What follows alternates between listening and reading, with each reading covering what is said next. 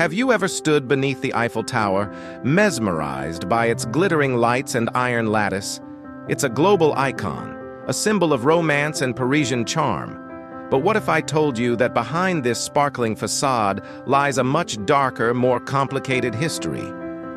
Today, we're pulling back the curtain on the secrets of the Eiffel Tower they never told you. Let's start at the very beginning. The year is 1889, and Paris is hosting the Exposition Universelle, a world's fair meant to celebrate the 100th anniversary of the French Revolution. Gustave Eiffel's design was chosen, but it wasn't exactly met with open arms.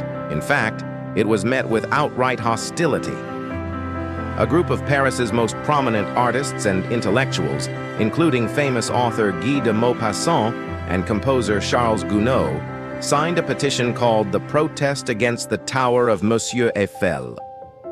They called it a useless and monstrous blot on the cityscape, a gigantic black smokestack that would humiliate Paris's other beautiful monuments like Notre Dame and the Arc de Triomphe. They saw it as an industrial blight, not a work of art.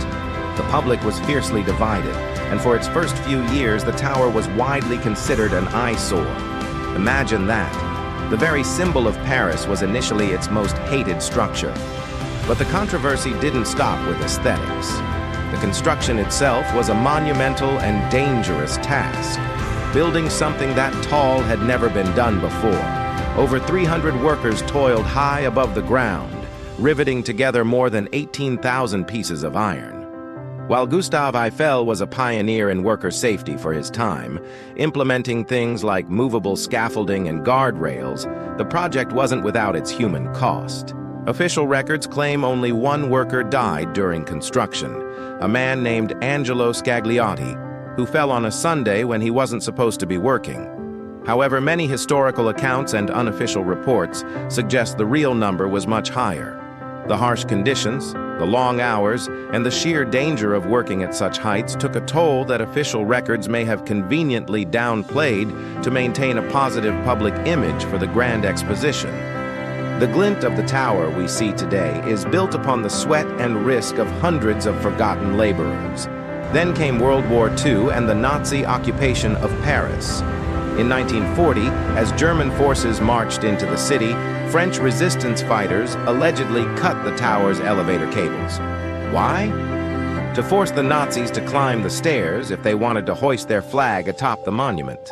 It was a small but powerful act of defiance. When Hitler visited Paris, he had to stay on the ground, unable to ascend to the top. The Iron Lady, as the tower is affectionately called, refused to bow to the occupiers. After the liberation of Paris in 1944, the elevators were quickly repaired, just in time for Allied soldiers to celebrate their victory from its summit. During this dark period, the tower transformed from a tourist attraction into a silent symbol of French resilience, standing tall and defiant against the occupation. But the tower's darker stories don't just belong to the distant past.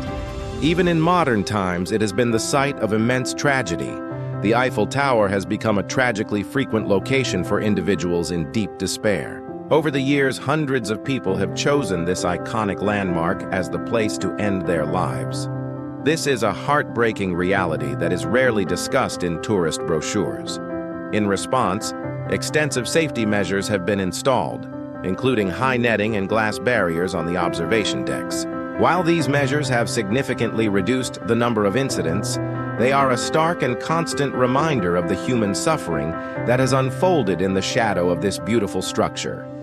It's a somber thought that a place that brings joy to so many can also be a site of such profound sadness. If you or anyone you know is struggling, please remember that there is help available and you are not alone.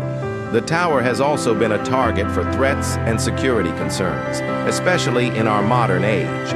As one of the most recognizable landmarks in the world, it is a high-profile target. French authorities are constantly on high alert, and the area is now surrounded by a permanent security perimeter, including bulletproof glass walls.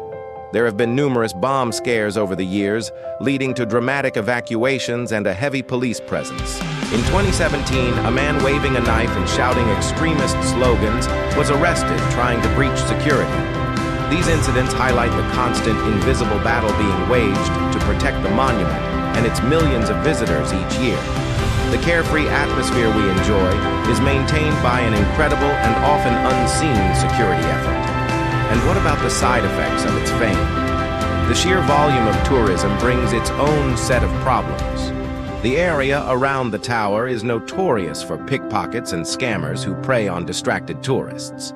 It's a sad irony that in one of the most photographed places on Earth, you have to be extra vigilant about your belongings. The immense foot traffic also takes a toll on the Champ de Mars park below, turning lush green lawns into worn-out patches of dirt. The city of Paris is in a constant battle to manage the crowds, maintain the infrastructure, and preserve the beauty of the site against the wear and tear of its own popularity. Finally, there's the story of the con man who sold the Eiffel Tower. Not once, but twice. In 1925, a charismatic con artist named Victor Lustig read that the tower was in desperate need of expensive repairs, and that some were even suggesting it be dismantled. Posing as a government official, he invited a group of scrap metal dealers to a secret meeting. He convinced them that the city could no longer afford the tower's upkeep and had decided to sell it for scrap. He even took a bribe to secure the winning bid. One dealer fell for it, and Lustig fled with the cash. A month later, when the story didn't appear in the papers because the dealer was too embarrassed to go to the police, Lustig returned to Paris and tried the exact same scam again. This time, his potential victim grew suspicious and alerted the authorities, but Lustig managed to escape. It's a wild, almost unbelievable tale that shows how the tower's grand status made it a target for one of history's most audacious scams.